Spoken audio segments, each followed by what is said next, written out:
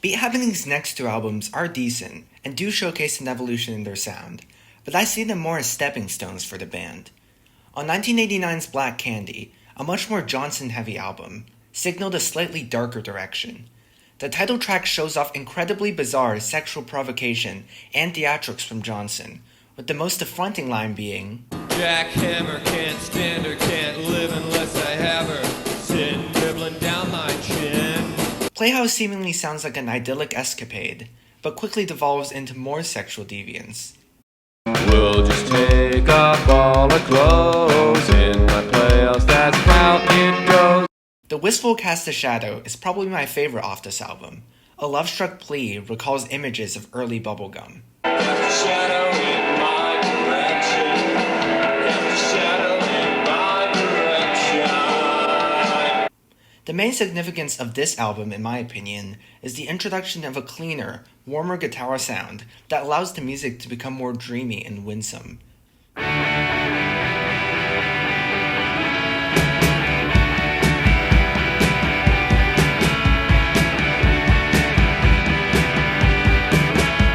The sound is further expanded upon on their next record, 1990's Dreamy, a more airy, smoother, and dare I say it, dreamy work. There is still the traditional Beat Happening ramshackleness and chaos of songs like the opener, Me Untamed. You got love insane. You got me untamed. Nancy Sin, but the band take on a far more measured approach to songwriting. Tracks like the serene Fortune Cookie Prize sound a lot fresher and complete as songs. Johnson's songwriting is also vastly improved on this record, with the instantly catchy Hot Chocolate Boy being a particular highlight. He's always waiting. Gotta make a move to tell her, Hot Chocolate Boy. However, I think that the biggest step in Beat Happening is another song with the word shadow in it, specifically Cry for a Shadow, a melancholic, dreamy lolly that brings the listener to a place of longing and nostalgia. The guitar tones create an almost ethereal atmosphere, which along with Johnson's gentle croon, turns it into one of Beat Happening's best songs. Can you cry for a shadow? Can you cry for a heart crying out for you? Can you cry for a shadow? Cry for a Shadow also serves to signal a softer direction for their band, something that would be expanded upon very much on their next record. But before that next album was released, something very important would happen for Calvin Johnson and K Records. In July 1990, K Records threw a party for people throughout Washington. In the midst of the party, K Records employee Candace Pedersen proposed the idea of, why don't we just have a party for everybody? Johnson, immediately hooked by the idea, began planning for the International Pop Underground Convention, K Records' crowning event. Johnson's manifesto for the event invited Hangman Hipsters, New Mod Rockers, Side Street Walkers, Scooter-Mounted Dream Girls, Punks, Teds, instigators of the Love Rock explosion, editors of every Angry Girl zine, plotters of Youth Rebellion, Midwestern librarians, and Scottish ski instructors who live by night, and specifically stated that no lackeys to the corporate ogre allowed. Indie musicians from all over the country, and even some from overseas, such as Scotland's The Pastels, flocked to the Pacific Northwest to participate in an event writer Gina Arnold described as a cross between your high school cafeteria and CBGB's. The event was a massive success. Indie legends such as Fugazi, Unwound, Nation of Ulysses, and Melvins, and even some future icons such as Corin Tucker, lead singer of legendary indie rock band Sleater-Kinney as part of Heavens to Betsy, and one of my personal favorites, Rose Melberg of Tiger Trap and the Softies, all played shows to music fanatics who danced into the night. The International Pop Underground Convention also reflected Beat Happening's influence on much of the Pacific Northwestern music scene throughout their existence. Many bands who played were adequate at best and rarely showed competent musical technique, in addition to not having a bass player. Additionally, Beat Happening and the accepting and jejune atmosphere cultivated by Johnson with the creation of K Records was seen in the abundance of female-led acts during the convention. Courtney Love, the band, not the singer, Bratmobile, 7 Year Bitch, and the aforementioned Heavens to Betsy and Rose Melberg all performed brief sets, which in turn galvanized the development of both the twee pop and riot grrrl scenes in the Pacific Northwest.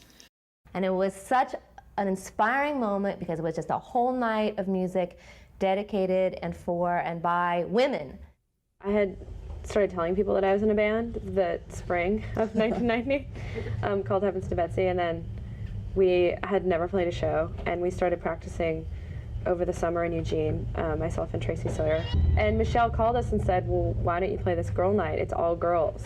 But Be Happening weren't done just yet. In 1992, with the help of longtime producers Steve Fisk and Young Marble Giants' Stuart Moxham, the band would release their final album, their magnum opus and one of my favorite albums of all time, rather inappropriately titled You Turn Me On. You Turn Me On is magical. From the onset of the opening guitar chord of opener Tiger Trap, the album represents a major shift in sound for the band. The first thing you might notice about this album is the astonishing runtime of 9 songs in 45 minutes. They had previously struggled to fill half an hour, and here they were writing songs that approached the 10-minute mark. While it may seem like the band's limited ability may mean that the extended length could be a hindrance, the drony guitar tones and cozy vocals instead creates a warm and joyous cocoon that I personally struggle to get out of. The whole album is wrapped in a pleasant pastoral beauty, mostly down to the polished production by Fisk and Moxham, but nothing should be taken away from the astounding growth in soundcraft by the 3 members. Utilizing rarely more than 4 chords, in the case of the aforementioned Tiger Trap, only 2 chords, Be Happening created an indie pop masterwork. Let's not forget, this was a band that struggled to play in tune most of the time just a few years back. Now the sense of melody is stronger than ever. The guitars sound fuller and dreamier, and even Lewis's previously rudimentary drum patterns take on a whole new life throughout You Turn Me On's runtime.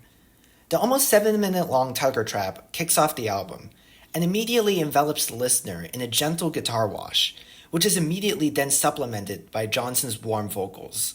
The whole song feels like a hug given to you by someone you love that you just don't want to end. Johnson sings about being in love with someone, but not quite knowing everything about that person. What's forbidden is a treasure hidden. I got a clue. That sense of being in a warm cocoon continues as the song develops, as Johnson repeats the refrain of When I saw you.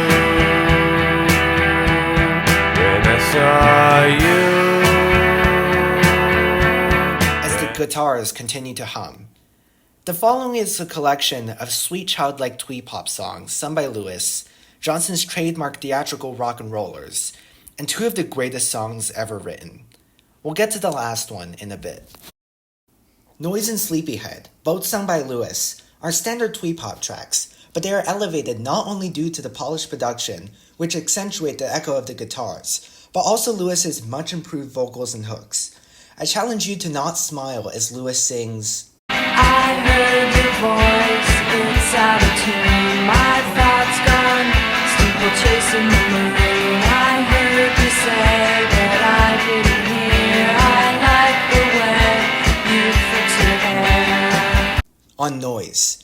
Johnson also provides his signature bravado and baritone on tracks like the rollicking Pine Box Derby and hilariously unhinged title track. His idiosyncrasies are fully realized as he explores his necrophiliac fantasy by repeatedly bellowing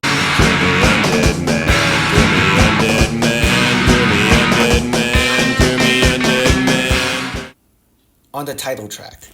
He also explores his more melodic side throughout the length of the album.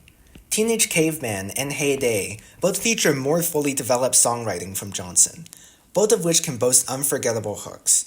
The former also features a beautiful moment in which Johnson and Lewis sing the final chorus together. It's a beautiful moment on the album, and it really makes me wish that they could have utilized that vocal harmony more throughout their career. Teenage caveman, rockwood skin and bones. It's a cry of the wild. We cry alone, we cry alone, we cry alone. However, I still have not elaborated on the spine of the album, the central trio that ties the whole album together. I've already talked about Tiger Trap, whose bright guitars began the journey of the album, but that only serves as an appetizer for the centerpiece of the album, Godsend. Godsend is a special song. At 9 minutes 28 seconds, it's easily the longest song Beat Happening have ever released, but it really has to be that long. Godsend is the story of that special someone you love, someone who you hold closest to your heart. It's one of the purest love songs I've ever heard in my life. The song is built around a dueling and seemingly polyrhythmic guitar pattern, which is occasionally washed over by blanket-esque guitar chords. It's just the things you do.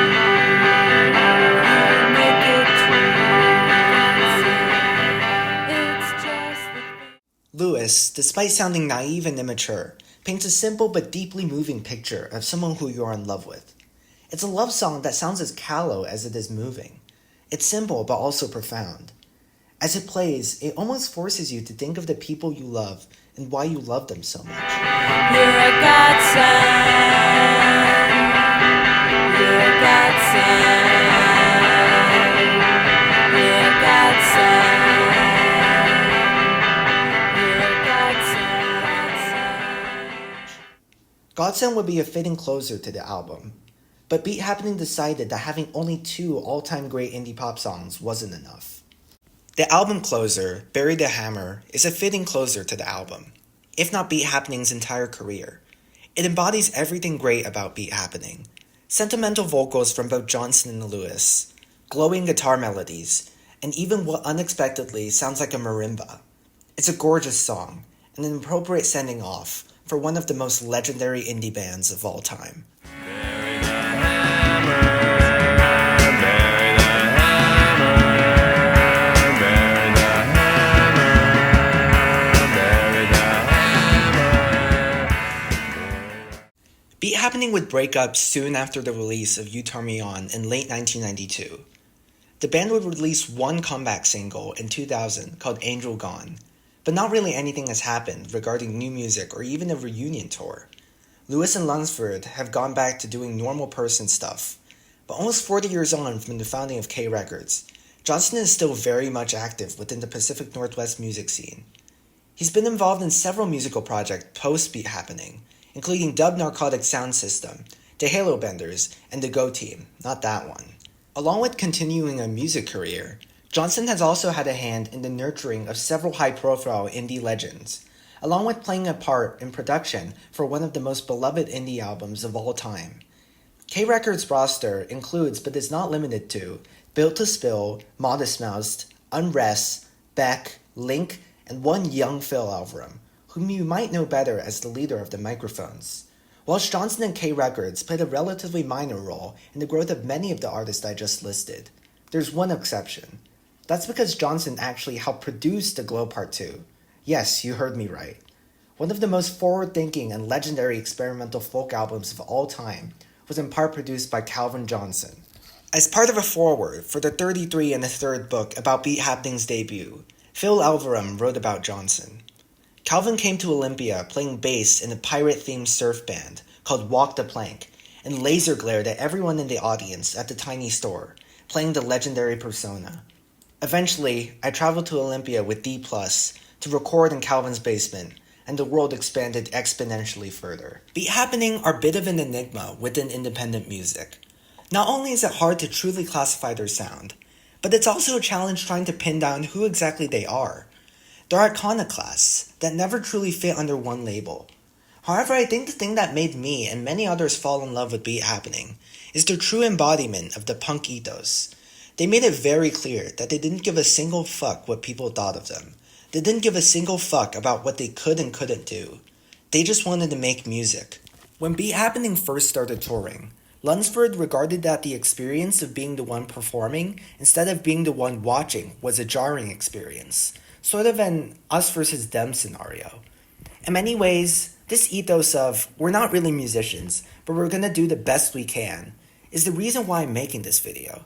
It doesn't really matter how good it is. All I know is that I'm doing it, and I love doing it. So for that, thank you, Brett, Heather, and Calvin, for making some of the best music I've ever heard, as well as being an unexpected but wonderful inspiration. You're all godsends. You make it true, you're a godsend.